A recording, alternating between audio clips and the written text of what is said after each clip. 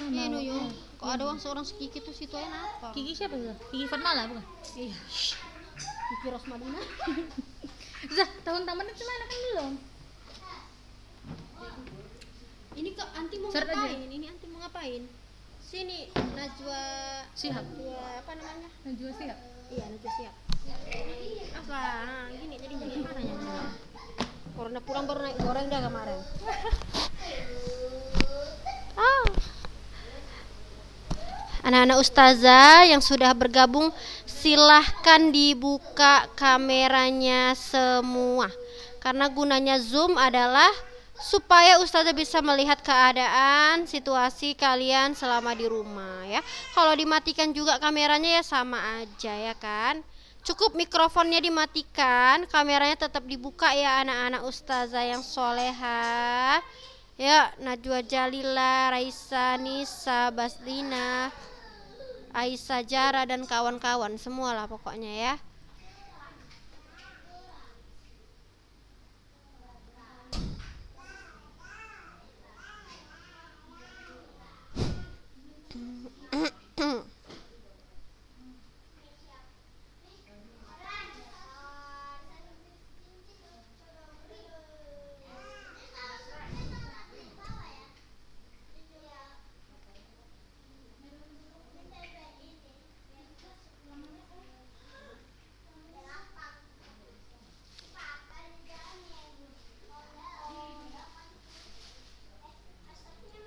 Oke, kita mulai ya. Bismillah, assalamualaikum warahmatullahi wabarakatuh.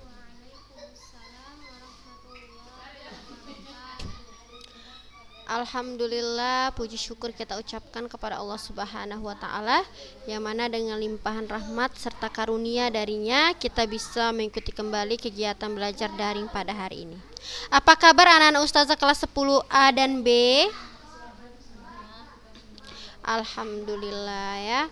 Oke, hari ini kita lanjutkan kembali materi kita. Tapi sebelumnya ustazah mau kasih tahu, ustazah mau kasih latihan ya. Itu dikumpulkan besok ya paling lama.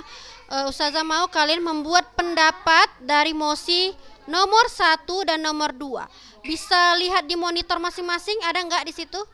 Mosi 1 dan mosi 2 aja. Hanya membuat pendapat. Kalau pendapat berarti ya dari diri sendiri ya anak-anak ustazah ya. Buat mosi dari pendapat. Bisa pendapat yang mendukung ataupun pendapat yang tidak tidak mendukung. Ya, gitu ya anak ustazah. Gini dia caranya. Jadi pendapat itu bukan buat mosi, maksudnya buat pendapat dari mosi. Lihat, ada kan di sini kan tabelnya, ada nampak nak nomor 1 dan 2.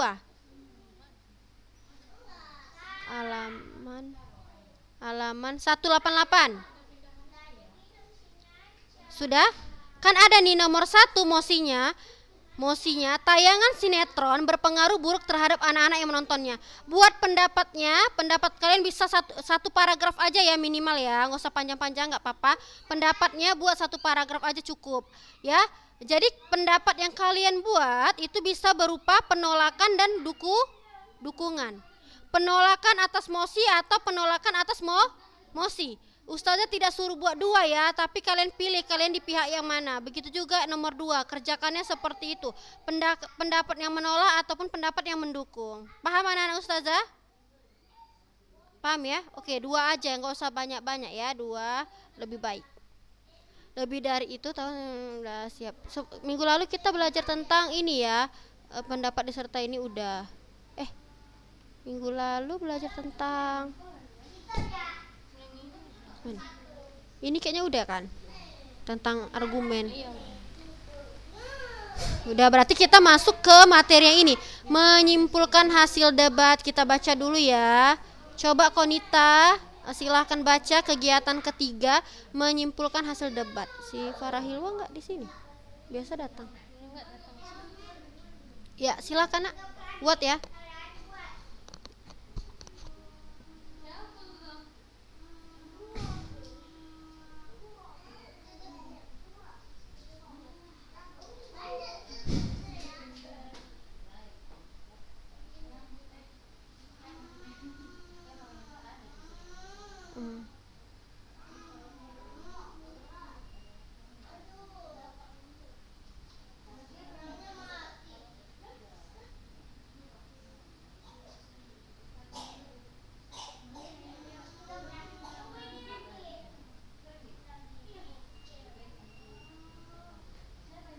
Oke, cukup.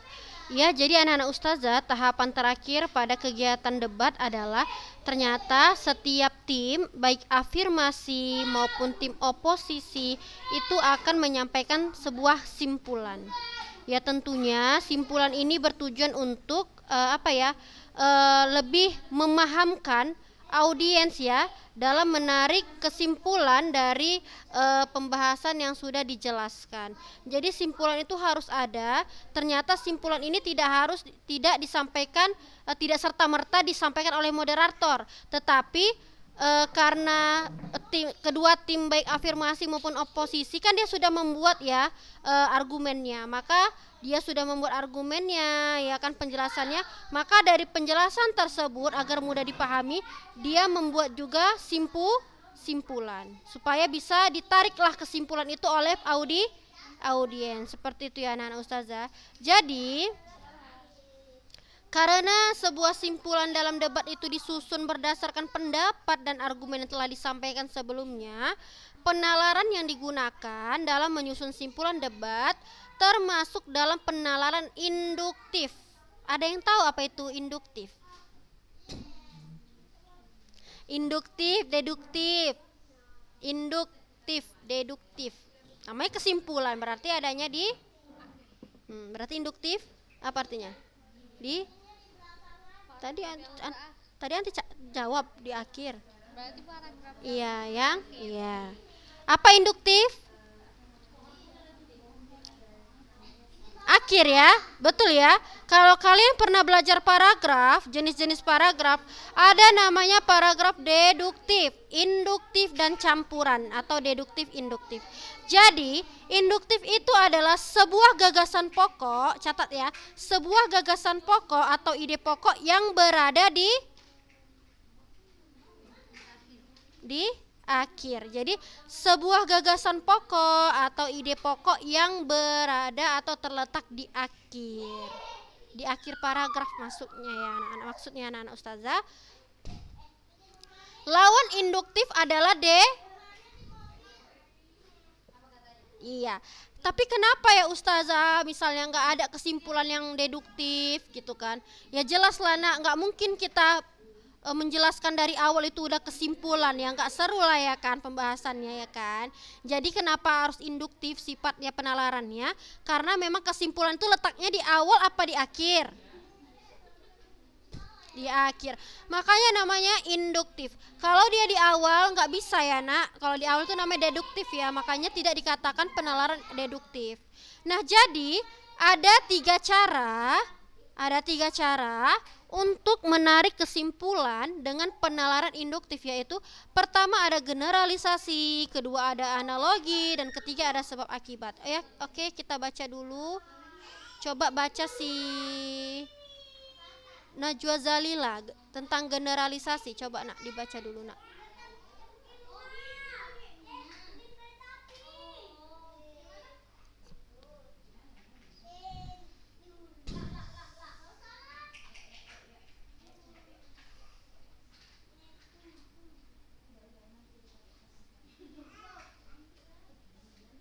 Langsung, yuk lanjut.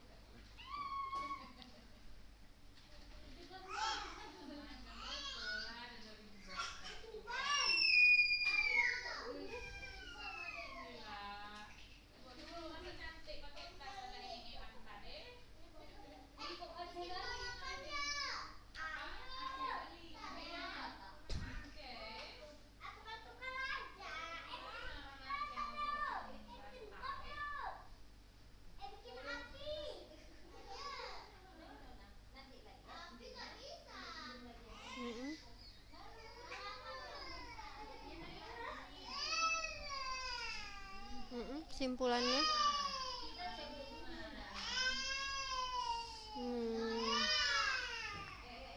Oke, inilah dia dinamakan generalisasi contohnya. Jadi gini anak-anak ustazah, general itu artinya bersifat umum.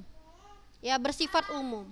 Ya, artinya kalau dia bersifat umum tentunya ada sifat-sifat khusus yang itu ditarik untuk menjadi umum. Contoh, kalau khusus anak-anak ustazah itu dia cakupan maknanya lebih sempit. Tolong dicatat ya.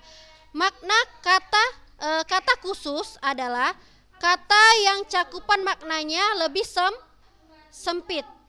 Catat, kata yang cakupan maknanya lebih sempit ya. Khusus adalah kata yang cakupan maknanya lebih sempit. Kalau umum berarti cakupan maknanya lebih apa kalau umum? Lebih luas. Kalau khusus tadi cakupan maknanya sempit, kalau dia umum cakupan maknanya lebih luas. Contoh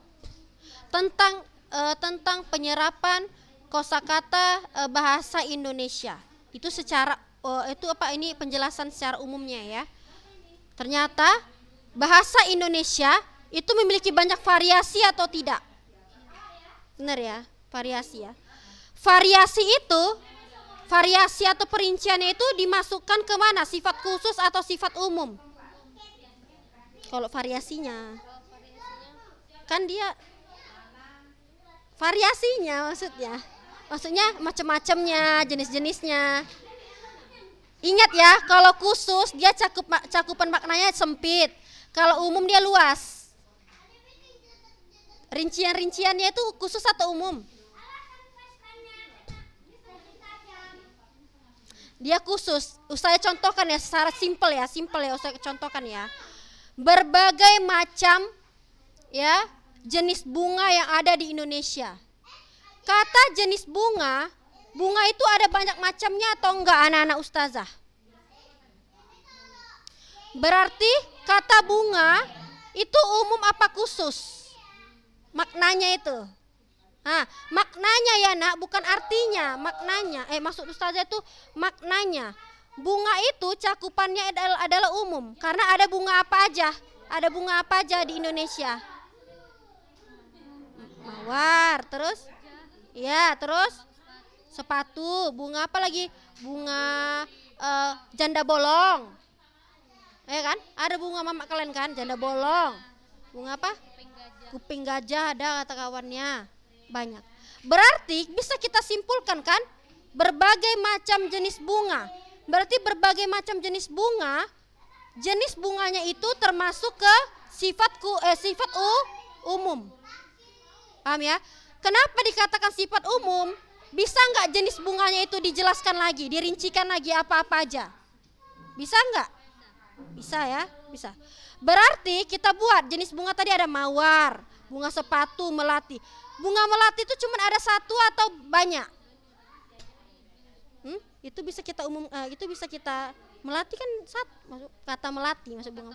Ya, kata bunga melati cuma satu atau bunga melati satu atau kayak mana anak-anak ustazah? Bunga melati itu bagian dari jenis bunga atau tidak? Ya, berarti bunga melati itu cakupan maknanya sempit atau luas? Bisa diluaskan lagi rupanya melati itu. Dari kata bunga ya, jangan pakai dari kata melati. Ini kita dari kata bunga, bisa diluaskan lagi? Enggak. Maksudnya dari kata bunganya nak, bukan dari kata melatinya, paham ya maksud ustazah ya? Kan tadi turunannya dari bunga, ada bunga melati. Berarti melati ini cakupannya sempit atau luas? Sempit kan? Ya kan? Jadi itu tadi, berarti jenis bunga itu termasuk umum karena dia bisa dirincikan. Ada melati, ada mawar, ada bunga sepatu.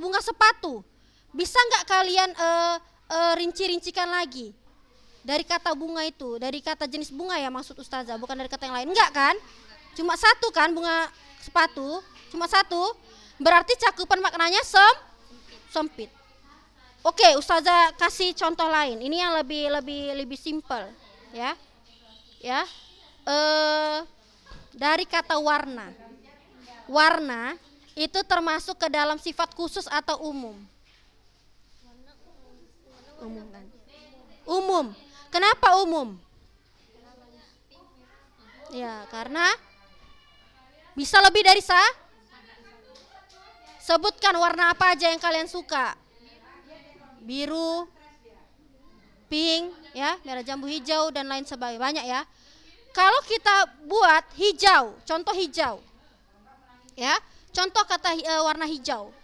Ya, itu termasuk sifatnya khusus atau umum kalau dia berkaitan dengan warna aja. Khusus kan? Benar? Khusus. Karena tadi penjelasan awalnya yang umumnya adalah tentang warna. Beda ustazah misalnya katakan seperti ini, ya. Misalnya contoh ya, jenis-jenis warna merah. Berarti ada lagi nggak turunannya warna merah itu? Berarti warna merah di situ khusus atau umum?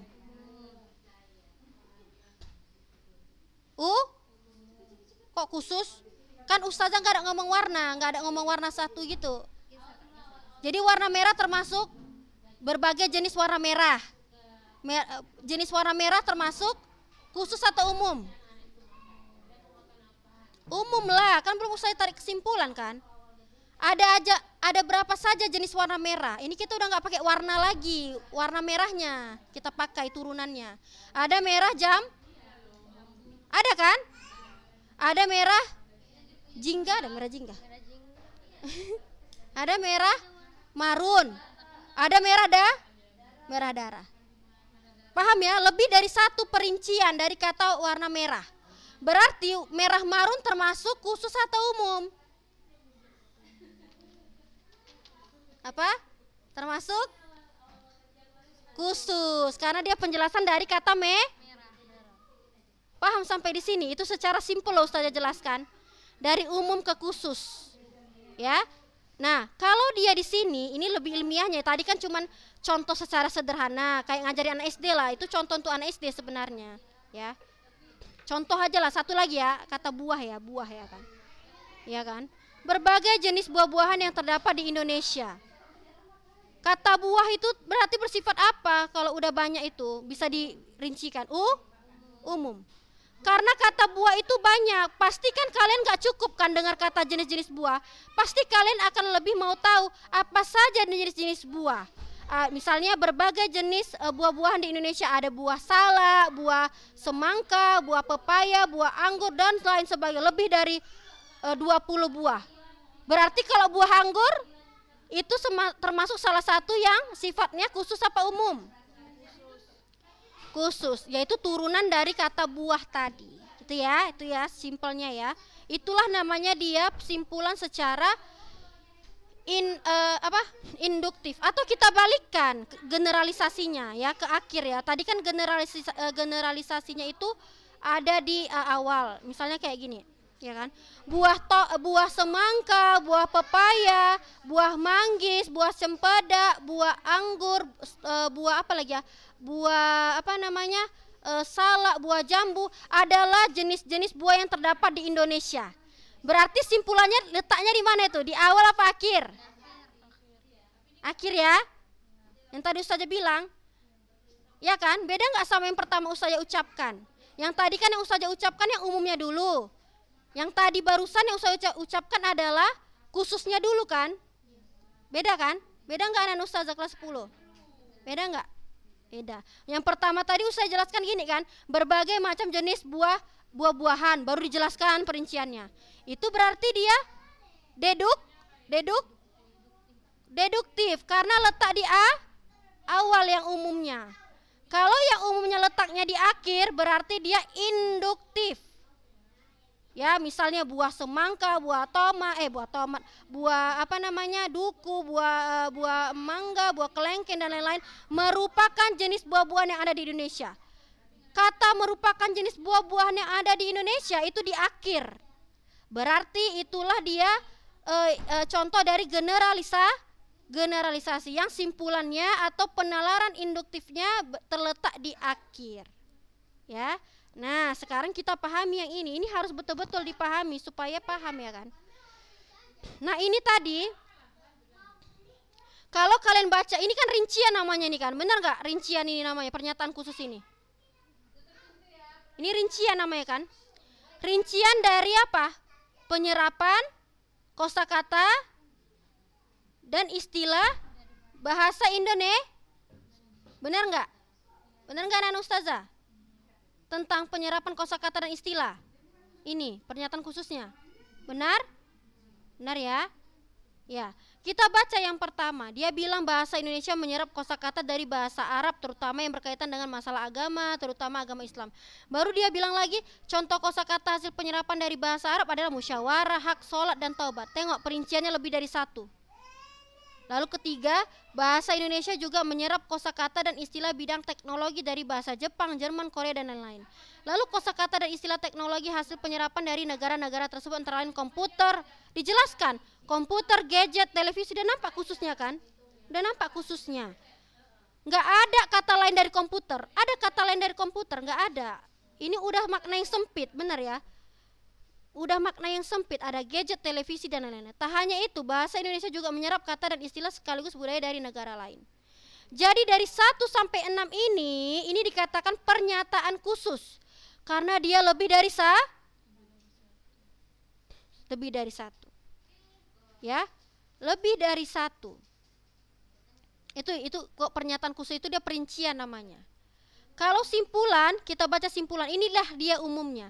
Bahasa Indonesia menyerap kosakata dan istilah dari bahasa asing untuk memperkaya pemendaharaan kosakata. Ini simpulan. Coba kita hilangkan yang nomor 1 sampai 6. Kalau kalian baca simpulannya aja, paham nggak kalian apa aja kosakata dan istilahnya? Paham nggak? Paham nggak anak ustazah? Kalau kita hapus dari rincian 1 dan 6, cuman ada simpulannya gini, paham nggak kalian apa aja kosakatanya, apa saja istilahnya yang kita serap itu, paham nggak? Tapi nggak dijelaskan dia, paham tidak? Tidak kan? Nggak mungkin paham lah. Maka kita perlu yang namanya kata khusus itu.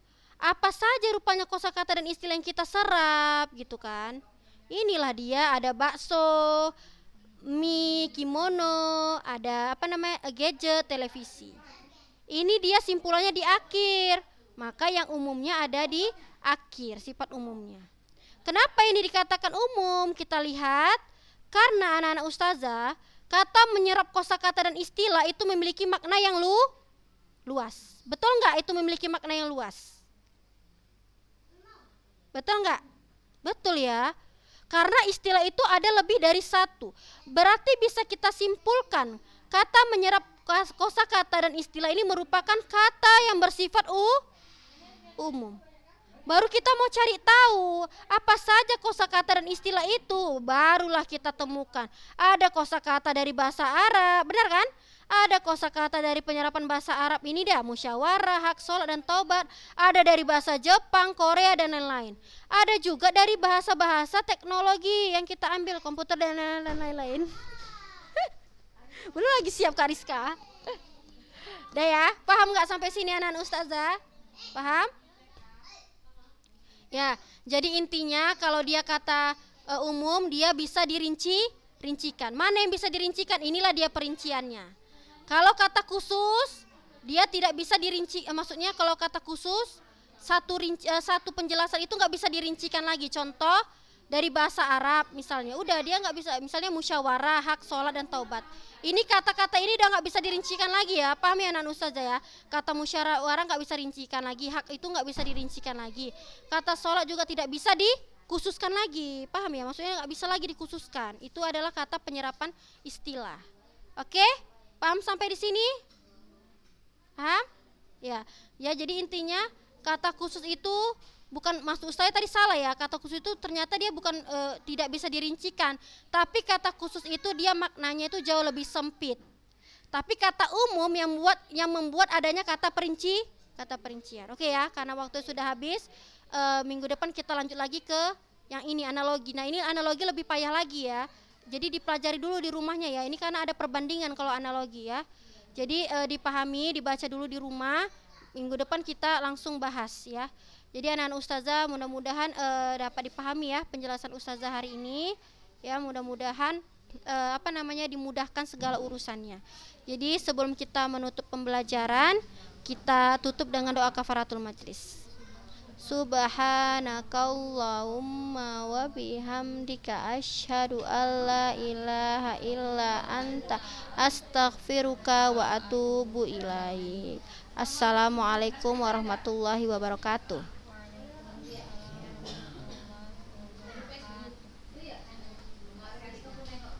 Hil